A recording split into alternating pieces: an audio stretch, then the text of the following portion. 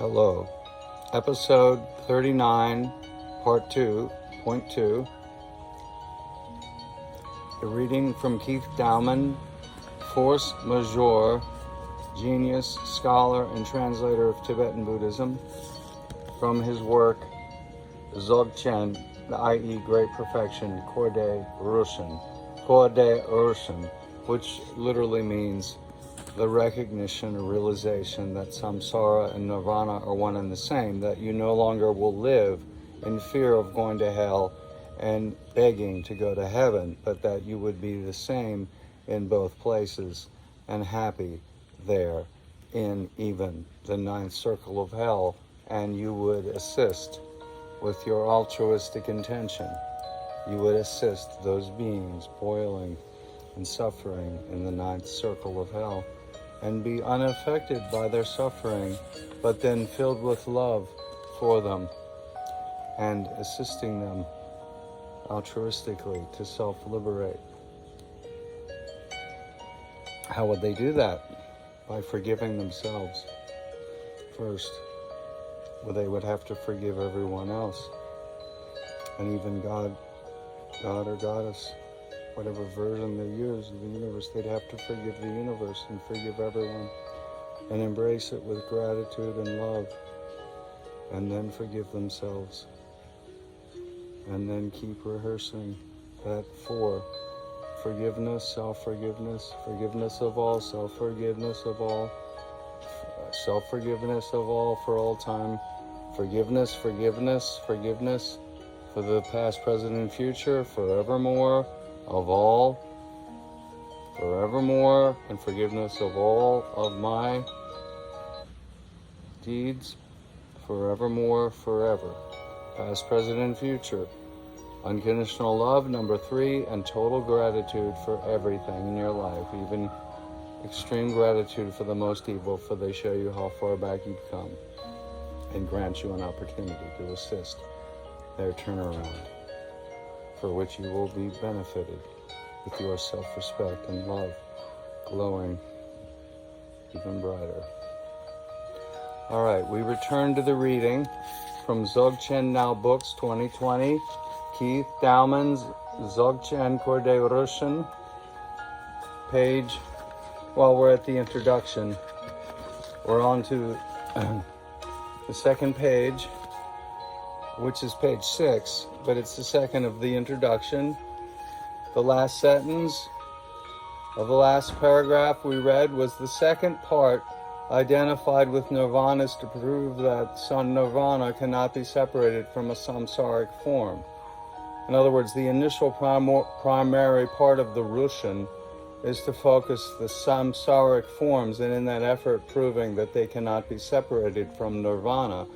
The second part, identified with nirvana, the heavenly experiences, is to prove that nirvana cannot be separated from a samsaric, a suffering form, or a physical form, a heavenly, dissolving, blissful, dreamlike experience versus a fleshy, samsaric form, or a more visible, more lasting, longer lasting, not permanent samsaric form. The result is to strengthen the certainty of the transcendent awareness in which samsara and nirvana are one, which is the definition, the a priori motive of Khorde Rushen, Dzogchen. In the first and principal part of the Rushen, circumstance, intention, and inspiration, providing heightened awareness, like stretching a slack elastic band to its limit, or cultivating a fallow field, we illuminate the potential. We illuminate the potential of the wheel of life, which is a metaphoric way of saying we play back our psychic potential, repressed memories and fantasies, hopes and fears, in the strong natural light of day. We bring out of the darkness into the light the unopened subconscious impressions laid down from birth until the present time or the end of time. In this process of enlightenment, we eliminate major sources of karmic causation through simultaneous loosening, illuminating, and abandoning intractable concepts and fixed notions. We eradicate karmic propensity. 5.5 minutes.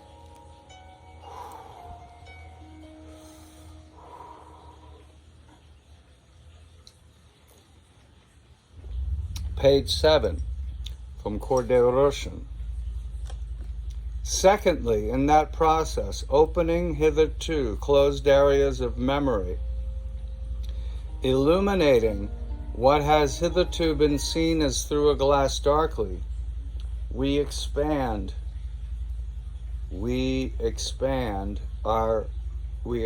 experience of ourselves in an enlightened world, further identifying with the root of mind, aka ground of being.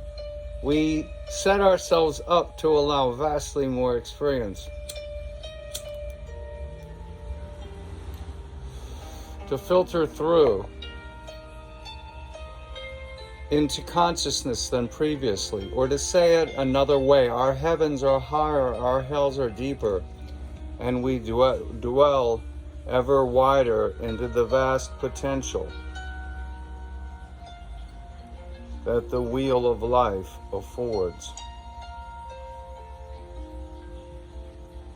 Thirdly, through the dramatic quality of the Rushen exercise, by being in it, but not of it, we are elevated into a transcendent sphere where we can relax. We can relax fully in it. And relax fully in it. I have to admit, I feel pretty relaxed. Thank you for joining me, those that have joined me this far. I think this is about video number 77 since February 18th. That's pretty good. So by the end of the year, I might have 100 episodes. It's pretty good. One every 3.65 days. In less than a year. So one every 4 or 5 days. I mean, one every three days. It's more like one every 3 days. It's pretty good. Once a day would be the best, and having a fixed time. Email me if you have a suggestion. 20 minutes, 22 minutes, 21.30, 21. Okay, how about 20 minutes and 25 seconds for 25, and having world peace on August 24th, 2025. All right, let's return to our reading. Pardon the digression. All right,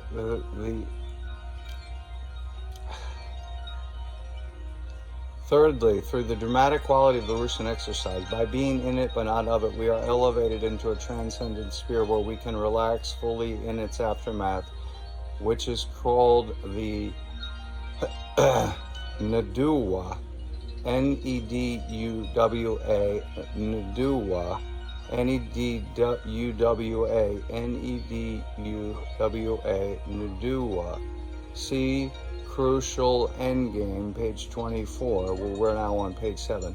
The amateur actor is in danger of identifying so heartily with his theatrical persona that he loses all sense of reality. In becoming his role, he takes on its karma. On the other hand, being in it but not of it, a la Dzogchen, great perfection, he opens himself to identifying with a controlling ego. Yes, he does. He embraces the role of King Henry VIII, for instance.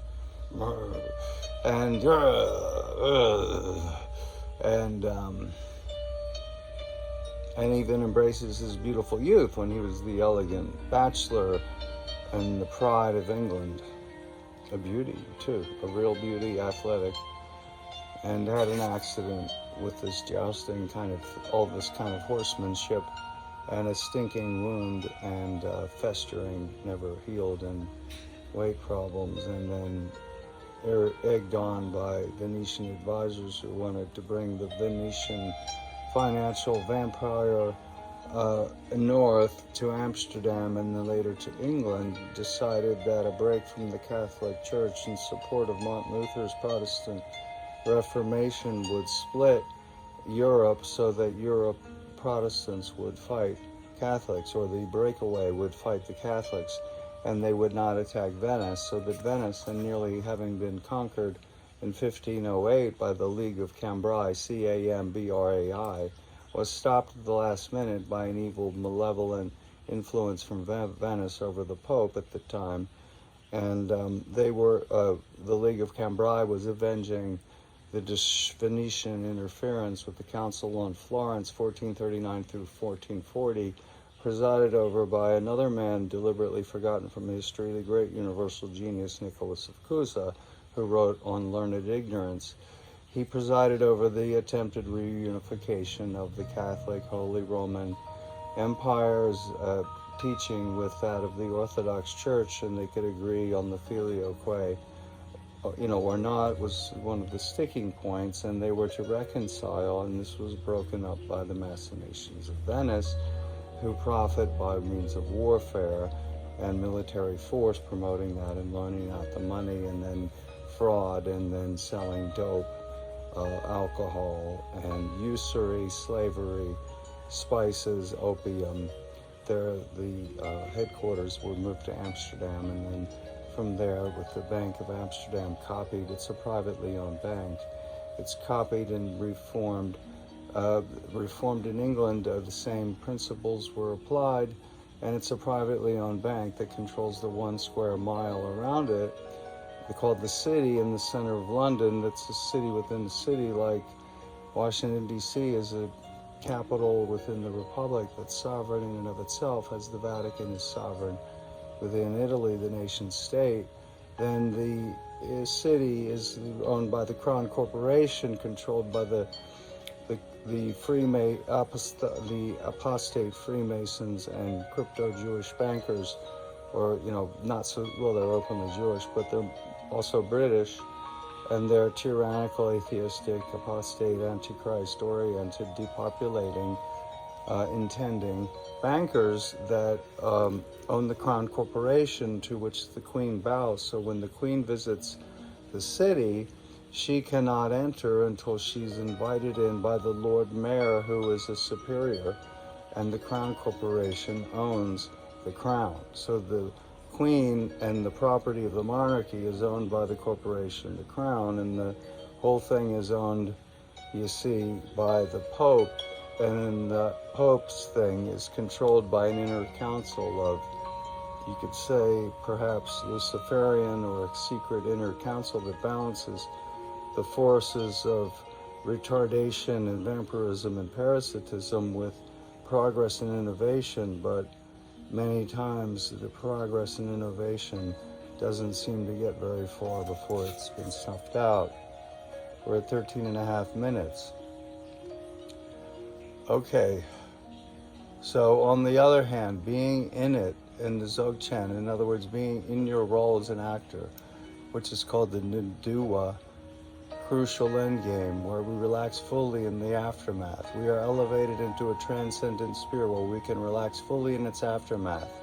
The dramatic quality of the Rushen exercise, by being in it but not of it, we are elevated into a transcendent sphere where we can relax fully in its aftermath, which is called the Nidua, N-E-D-U-W-A.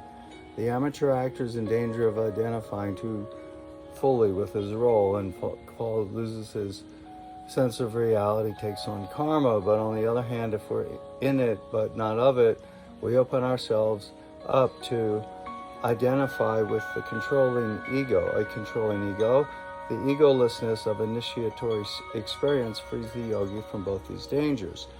In the second and final part of the practice, enacting nirvana, or rather gaining a taste of nirvana, in the state of complete exhaustion, Nidua, N-E-D-U-W-A, in the aftermath of intense practice of acting out samsara, we have reached a place of non-action.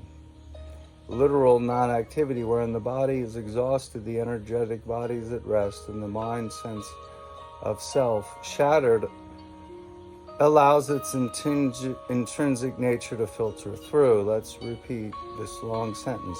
In the second and final part of the practice, enacting nirvana, or rather gaining a taste of it in the state of complete exhaustion, naduwa, in the aftermath of intense practice of acting out samsara, we have reached a place of non-action, literal non-activity, wherein the body is exhausted and energetic, body is at rest, and the mind sense of self is shattered.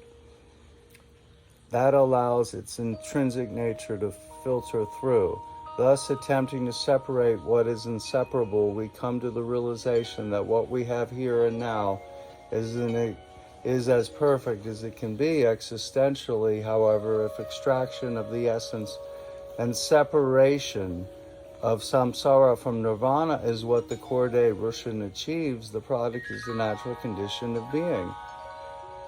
However, existentially, however, if the extraction of the essence and separation, the pulling out of the idea of separation of samsara from nirvana is what the Khorde Rushen achieves, the product is the natural condition of being, the great perfection, Dzogchen itself. Thus ends the episode.